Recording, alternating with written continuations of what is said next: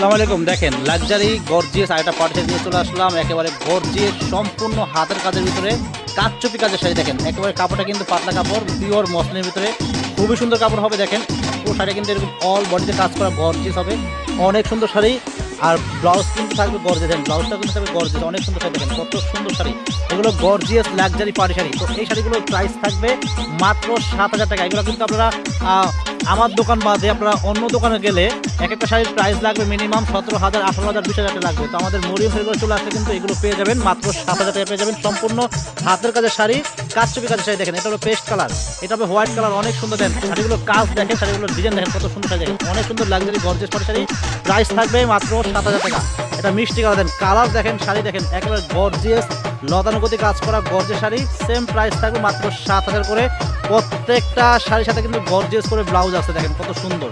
আর শাড়িগুলো পার দেখেন, শাড়িগুলোর